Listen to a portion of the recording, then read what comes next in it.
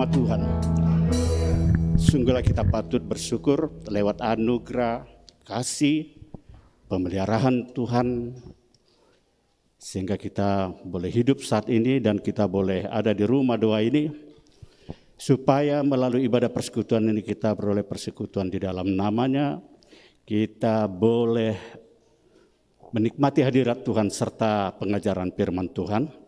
Sebagaimana saya sampaikan bahwa hari ini saya ingin bicara tentang Raja Hizkia dengan pesan-pesan terakhir yang diminta oleh Tuhan.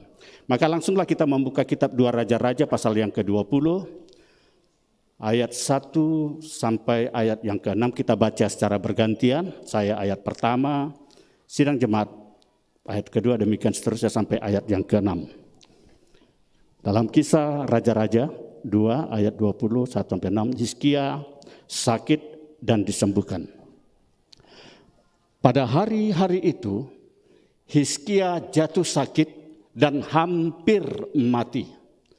Lalu datanglah Nabi Yesaya bin Amos dan berkata kepadanya, beginilah firman Tuhan, sampaikanlah pesan terakhir kepada keluargamu, sebab engkau akan mati, tidak akan sembuh lagi.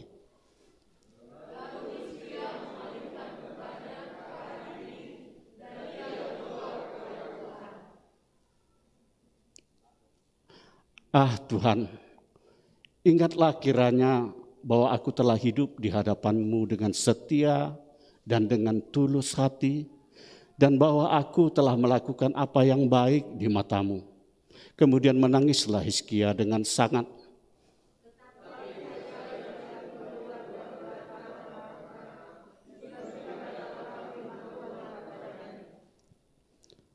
Baliklah dan katakanlah kepada Hizkia raja umatku, beginilah firman Tuhan Allah Daud, bapa leluhurmu. Telah kudengar doamu dan telah kulihat air matamu. Sesungguhnya aku akan menyembuhkan engkau. Pada hari yang ketiga engkau akan pergi ke rumah Tuhan.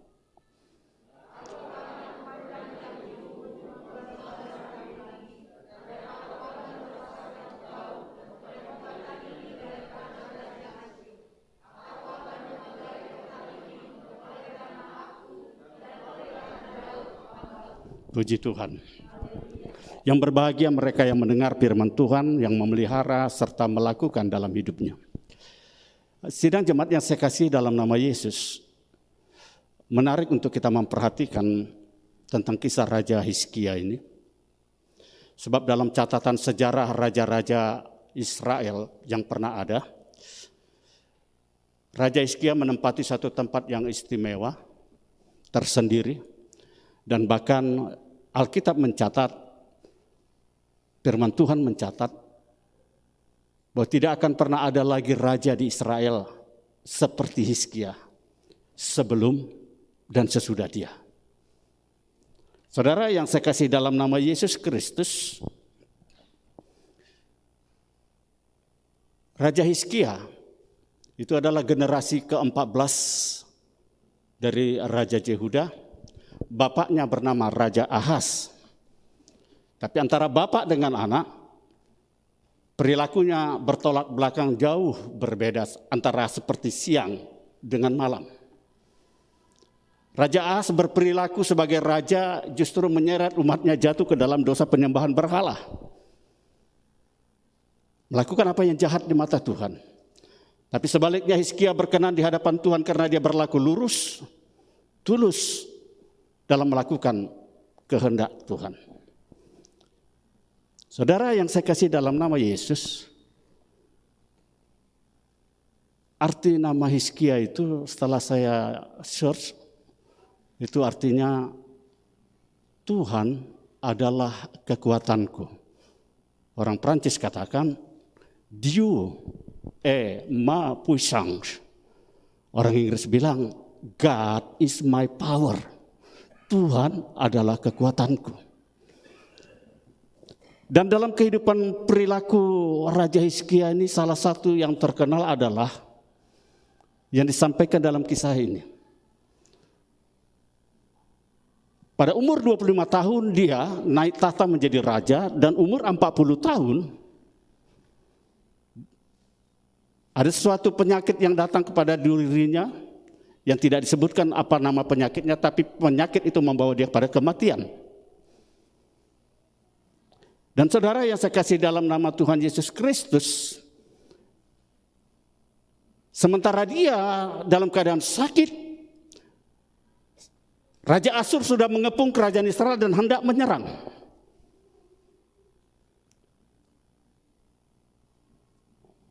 Lalu satu hari, saudaraku, Tuhan menyuruh supaya Nabi Yesaya pergi menemui Raja Hizkia, supaya raja ini menyampaikan pesan-pesan terakhir kepada keluarganya, sebab dia akan mati. Maka pergilah Nabi Yesaya menyampaikan apa yang disampaikan oleh Tuhan kepadanya, supaya Raja Hizkia menyampaikan pesan-pesan terakhirnya. Sebab Tuhan akan mencabut nyawanya. Dia akan mati. Dia harus menyampaikan pesan-pesan terakhir kepada keluarganya. Saudaraku, ketika hal ini disampaikan kepada Hizkia, maka segera dia memalingkan mukanya dan menghadap ke tembok, lalu meratap dan menangis dalam doanya. Ratapan tangisan dalam doa Hizkia ini sekarang menjadi inspirasi bagi banyak orang. Kalau saudara-saudara pergi ke Yerusalem sekarang ini, kalau saudara pergi ke Yerusalem, saudara masih lihat ada banyak orang Israel berdoa menghadap tembok. Itu inspirasinya dari Hizkia, yang dikenal dengan tembok ratapan, the wall of lamentation. Itu Hizkia. Di Yerusalem sampai sekarang orang Yahudi masih sering berdoa menghadap ke dinding, menghadap ke tembok Yerusalem. Dan saudara yang saya kasih dalam nama Tuhan, Hizkia meratap dan menangis dalam doanya, dan doanya ini, doa ratapan ini ternyata menyentuh hati Tuhan. Tuhan tersentuh, Tuhan berbelas kasihan. Lalu apa yang terjadi, saudaraku? Ketika Hizkia menaikkan doanya, dia katakan, Tuhan ingatlah apa yang telah aku lakukan di hadapan-Mu. Ingatlah apa yang telah aku kerjakan di hadapan-Mu. Ingatlah aku. Dalam doa dan dalam tangisan dia berdoa. Dan hati Tuhan tersentuh. Saudara tahu apa yang terjadi kemudian? Belum lagi Nabi Yesaya keluar meninggalkan istana raja. Masih di pelataran tengah. Datanglah firman Tuhan kepada Nabi ini. Kembalilah, temui Raja Hizkia dan sampaikanlah pesanku ini. Sampaikanlah jawabanku ini. Maka kembalilah kemudian Nabi Yesaya ini menyampaikan pesan Tuhan. Beginilah firman Tuhan. Bahwa engkau yang seharusnya mati tidak akan mati. Engkau akan sembuh dan akan diperpanjang umurmu 15 tahun lagi. Puji Tuhan. Sebuah jawaban seketika, saudaraku. Mungkin saudara hitung itu hitungan per menit atau per detik, whatever you can say. Begitu doa itu dinaikkan dengan tangisan, dengan air mata, dengan lamentation, dengan ratapan, hati Tuhan tersentuh lalu berkata, kembalilah, katakan kepada hambaku Hizkia, dia akan sembuh dan pada hari ketiga dia akan pergi ke rumah Tuhan dan umurnya akan diperpanjang 15 tahun lagi. Apa yang mau kita pelajari dari kasus ini? Apa yang menarik saudara lihat dari kasus ini? Yang pertama kita lihat di sini adalah Tuhan membatalkan apa yang sudah dia rencanakan terhadap Hizkia. Itu yang pertama. Oleh karena belas kasihannya, oleh karena kasihnya, seharusnya dia sudah mencabut nyawa Raja Hizkia, tapi dia batalkan seketika itu apa yang sudah dia putuskan. Luar biasa, saudaraku. Itu yang pertama. Dan yang kedua kita melihat dari kasus betapa Tuhan sangat tersentuh hatinya ketika orang berdoa dengan penuh ratapan dan tangisan kepadanya. Ini doa khas orang Pentakosta sebetulnya. Puji Tuhan. Berdoa dalam ratapan dan tangisan. Saudara yang saya kasih dalam nama Tuhan.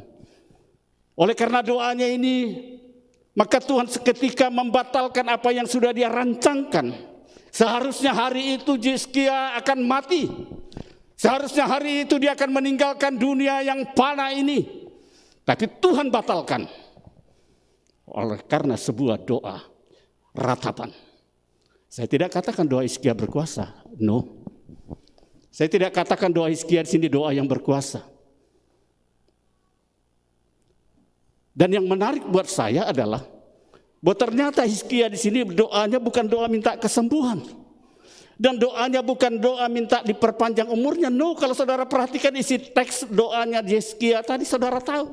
Dia hanya minta, Tuhan ingatlah apa yang telah pernah aku kerjakan di hadapanmu. Puji Tuhan. Hizkia tidak minta kesembuhan.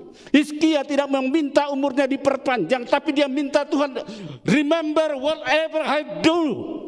Ingat apa yang telah aku perbuat kepadamu ya Tuhan. Saudaraku, dengan ini kita boleh mencatat, menggarisbawahi bahwa apapun yang kau kerjakan, perbuatan-perbuatan baikmu di hadapan Tuhan, itu diingat oleh Tuhan. Puji Tuhan. Puji Tuhan. Saudara yang saya kasih dalam nama Tuhan Yesus, berbeda dengan bapaknya, Ahaz. Bapak dan anak. Yang satu ada dalam kegelapan, yang satu ada dalam terang. Saudara bisa baca kisah itu dalam 2 Raja pasal 16. Saudara akan lihat perbuatan-perbuatan yang begitu menyakitkan hati Tuhan dari bapaknya. Bapaknya mengkasih contoh perbuatan yang jahat di mata Tuhan. Dia menyeret umat Israel itu menjadi penyembah-penyembah berhala. Bahkan dia memberikan anaknya satu menjadi korban bakaran. Saudara bisa bayangkan. Anaknya dia bunuh untuk dipersembahkan kepada dewa penyembahan berhala. Itu Ahaz. Tapi berbeda dengan Raja Hizkia. Justru dia menghancurkan semua berhala-berhala yang sudah dibangun oleh bapaknya, dia hancurkan. Itulah menyenangkan hati Tuhan. Sebab dia kembalikan kembali umat Israel itu supaya hanya menyembah kepada Allah yang hidup, Allah Israel, Allah Abraham, Ishak dan Yakub. Puji Tuhan. Saudara yang saya kasih dalam nama Tuhan Yesus Kristus.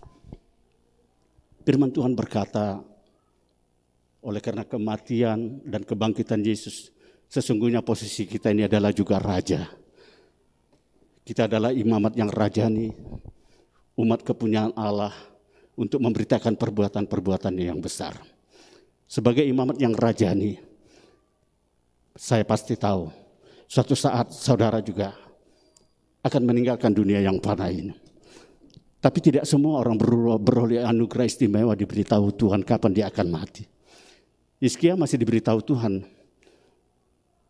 bahwa dia akan mati dan sampaikanlah pesan-pesan terakhirmu. Saya tidak tahu kapan Tuhan akan panggil saya dan bagaimana saya akan mati. Saya tidak tahu. Tidak ada satu keistimewaan yang Tuhan berikan kepada saya tentang hal itu.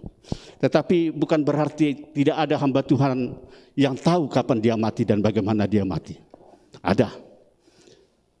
Bagian terakhir ini saya mau cerita kepada saudara tentang seorang penginjil wanita yang bernama Kathryn Kuhlman. Luar biasa penginjil ini. Dia tahu kapan dia mati, tanggalnya, bulannya, tahunnya, jamnya, detiknya. Dan bagaimana dia mati, dia tahu.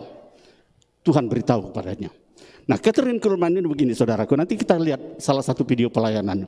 Saudara barangkali pernah melihat tren-tren sekarang ini. Kalau ada hamba Tuhan tumpang tangan, sering orang jatuh.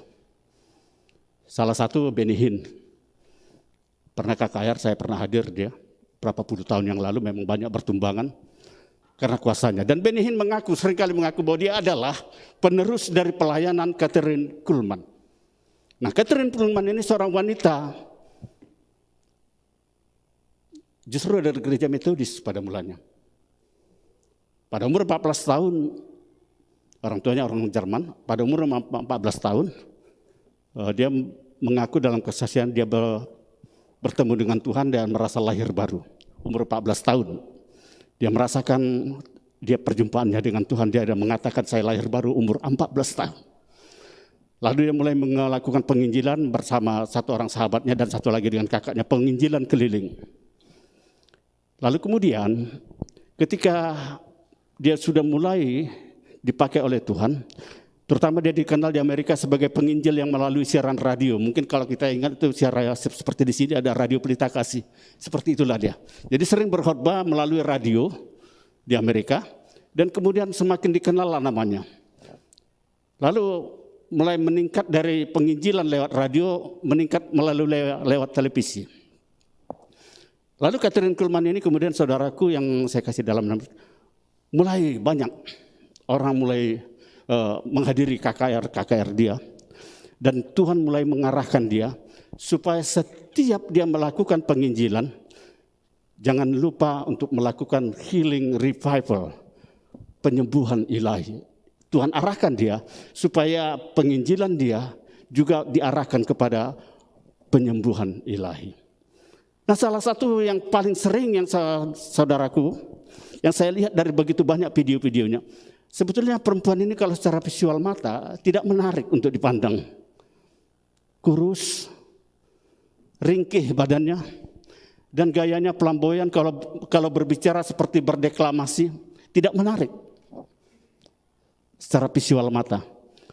Tapi beberapa orang yang sudah pernah menghadiri KKR dia, yang menghadiri ibadah-ibadahnya, sangat merasakan kuatnya hadirat Tuhan ketika dia sudah tampil di atas mimbar. Dan ada banyak kesembuhan-kesembuhan. Dalam video ini, yang saya tampilkan ini, video yang singkat ini, salah satu dalam KKR-nya ada berturut-turut yang disembuhkan orang kupingnya. Mereka yang menderita penggangguan kuping. Kita coba lihat, ini video singkat. Salah satu dari pelayanan Kathryn Kuhlman. Boleh ditampilkan videonya. Perempuan ini, Kathryn Kuhlman. Mereka yang sudah tertuli, berturut-turut kuping mereka, ada 3 orang disembuhkan. Kasih Sonia. Who got that opening for an ear just then? Somebody got an opening for an ear. Hold your ear tightly closed. In just that moment, somebody's ear opened. Where are you? Somebody hears me perfectly. The ear, hold the good ear to shut. In that split second, which ear opened? Well, come here. My oh, this is glory. Oh, dear Jesus, I worship you. Don't hold on. I give you praise. What is this while she's coming? Hernia healed. Hernia. Dear Jesus, I thank you for this healing of this hernia. Is the power of God. Come here. And you weren't expecting it. Hold your good ear tightly closed. Turn around. Do you hear me now? Say, I love Jesus. I love Jesus. Say, praise the Lord. Praise the Lord. How long have you been deaf in that ear? Ever since I was 4 years old. Ever since you were 4 years old.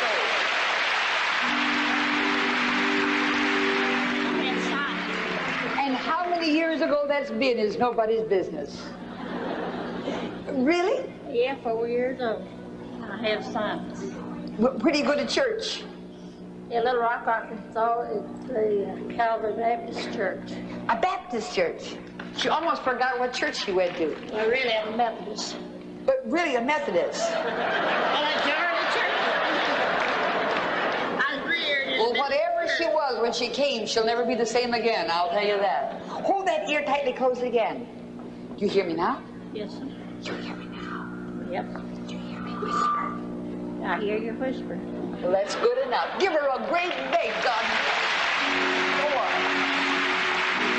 That was instantaneous. Who got the overflow? Just a moment of that ear. Who got the overflow?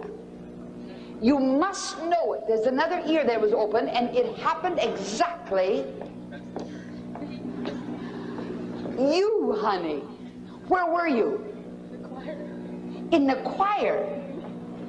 And it happened the same instant that that woman. Are you that amazed? Yeah, a little bit. Which ear opened?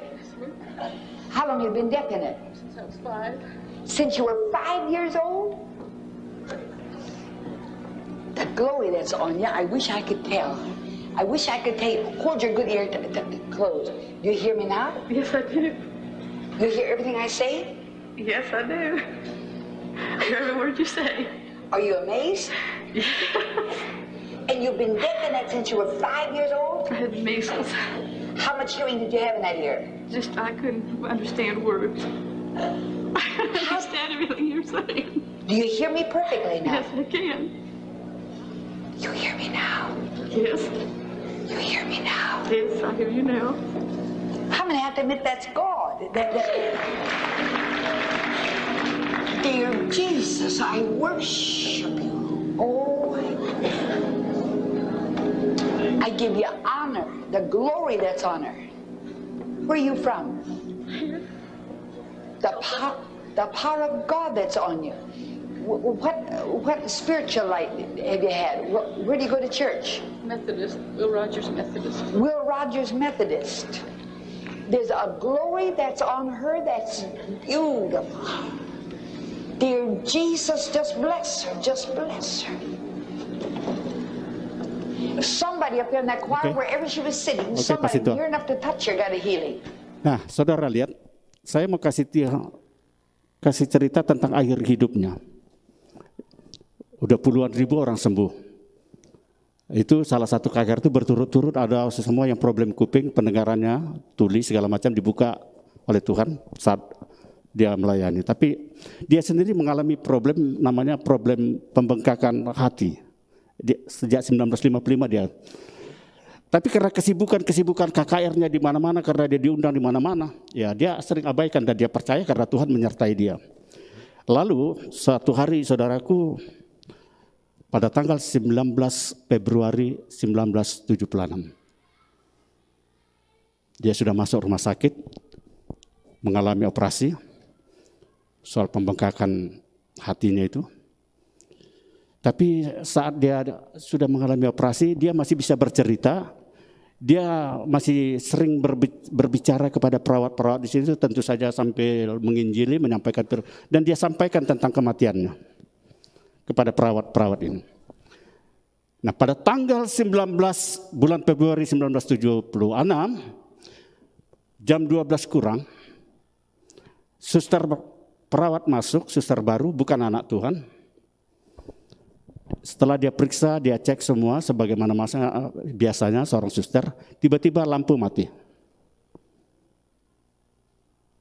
Dan saat lampu mati, lalu dia keluar, dan segera saudaraku dia telepon supervisornya. Karena dia kemudian setelah mati, tidak lama kemudian lampu hidup lagi, lalu dia kembali lagi untuk melihat Catherine Kuhlman yang terbaring ini, dan dia lihat sudah tidak ada lagi di situ detak jantung dan segala macam, dan dia pastikan sudah mati. Lalu dia telepon supervisornya, supervisor, Catherine Kuhlman sudah meninggal. Apa?